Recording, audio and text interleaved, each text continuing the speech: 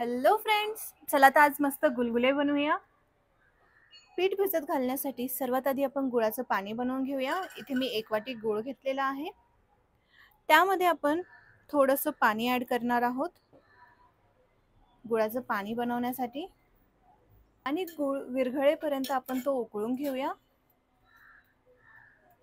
तर जसं तुम्ही बघू शकता गूळ ऑलमोस्ट विरघळत आलेला आहे।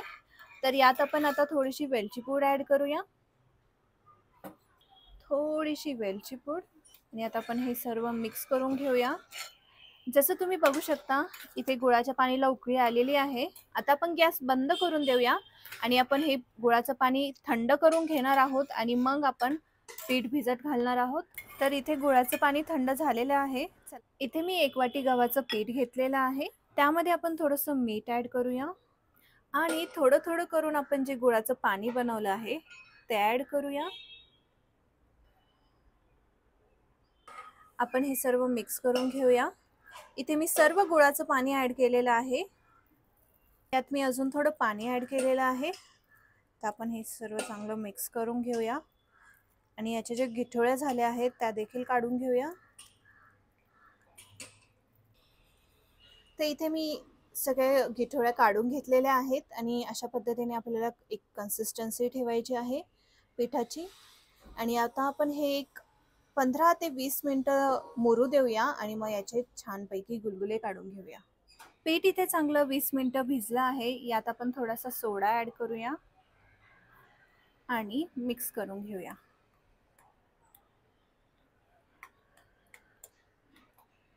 आणि चला तर लगेचच गुलगुले काढून घेऊया। इथे तेल छान गरम झालेलं आहे। चला तर मग गुलगुले काढून घेऊया।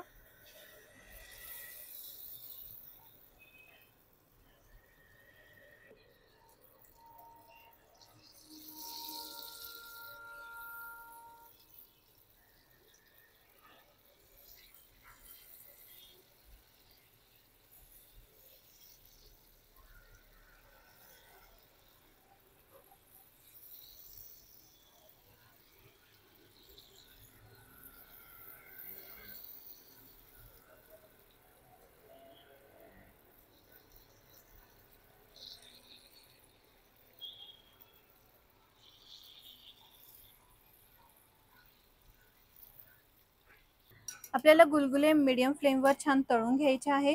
तुम्ही बघू शकता किती छान झाले आहेत।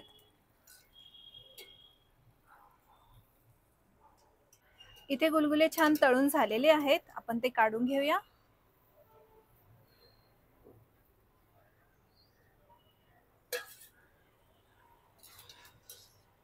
याच पद्धतीने आपण बाकीचे गुलगुले पण बनवून घेणार आहोत।